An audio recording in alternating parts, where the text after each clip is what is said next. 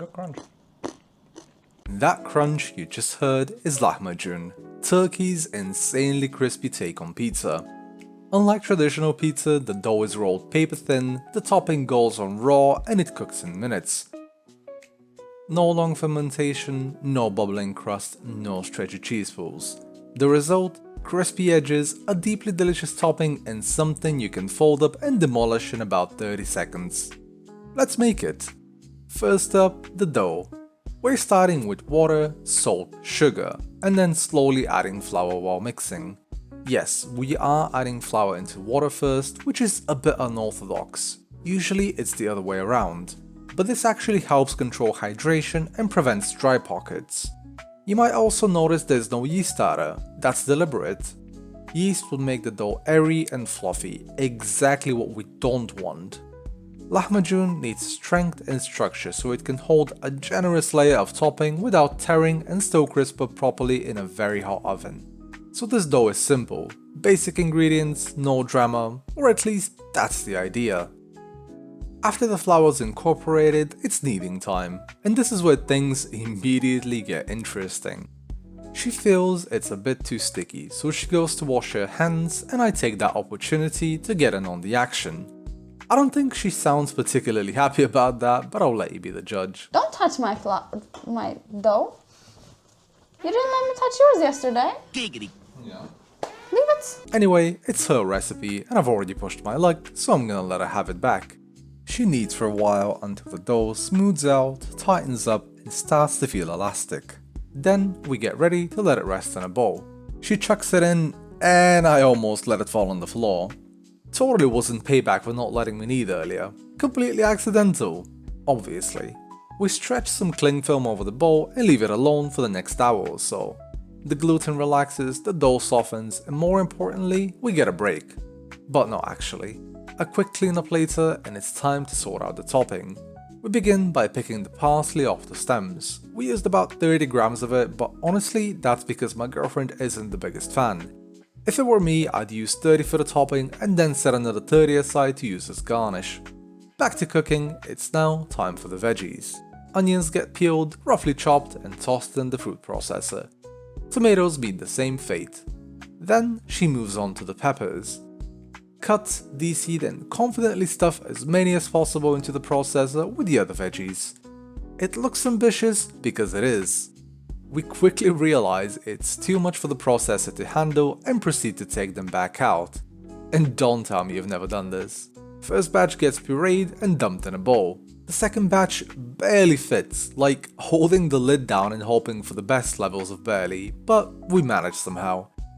Once that's also smooth, the parsley goes in for one last blitz and then joins the rest of the veg in the bowl. Now it's starting to smell incredible.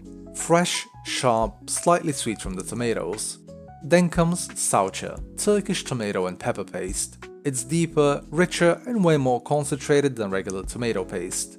It brings this almost smoky intensity that normal paste just doesn't have. If you're not sure where to get it, just drop by your local Turkish or Middle Eastern shop. They'll almost definitely have it. And once you buy one jar, you'll start looking for excuses to use it in everything. A few spoons of the pepper paste, a few spoons of the tomato paste, a generous glug of olive oil, and finally, the mince goes in.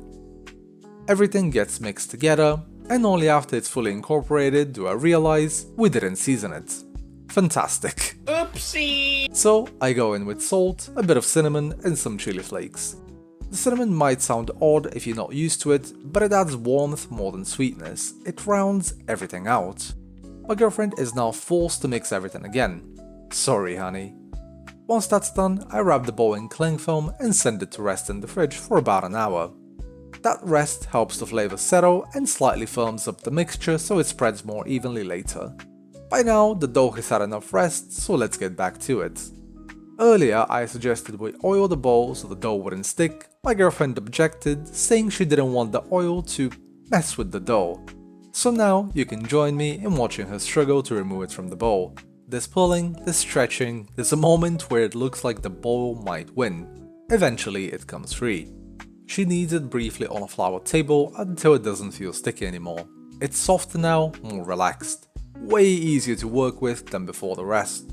Since the recipe said it makes 10 lahmacuns, we decided to weigh the dough so we can be precise. The whole thing comes out to about a kilo, which makes the math easy, 100 grams per dough ball.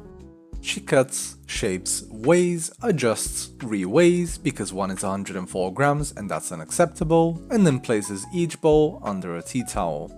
They're going to sit there until we're ready to use them so they don't dry out. Because if the surface dries, rolling them out becomes unnecessarily annoying, and we've had enough unnecessary annoyance for one day. Now we're finally ready to assemble. She takes the first dough ball and starts rolling it out.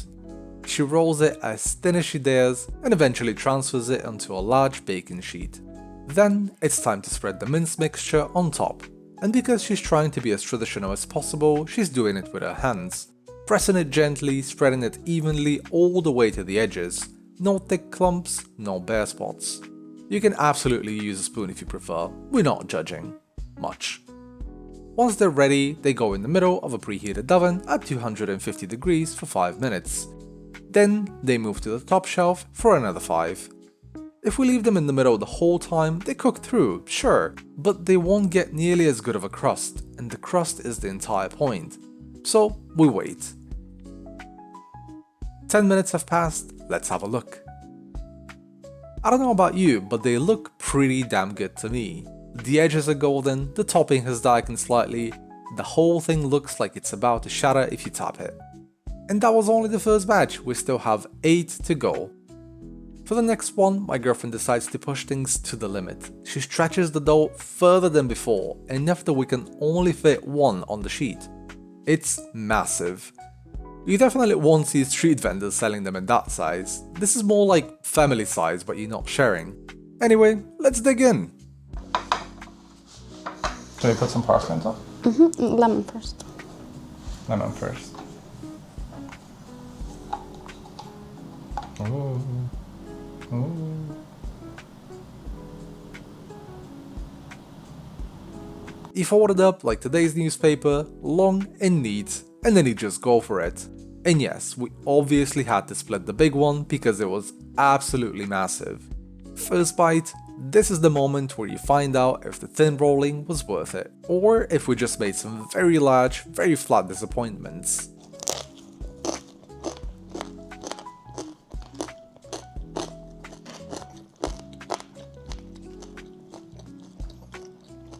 Good crunch. That's the sound you're chasing.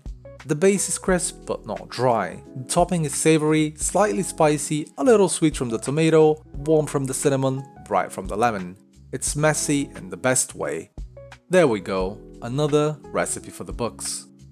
I always enjoy eating lahmacun whenever I'm in Turkey, grabbing one from a bakery, squeezing over way too much lemon and eating it while standing because you can't wait.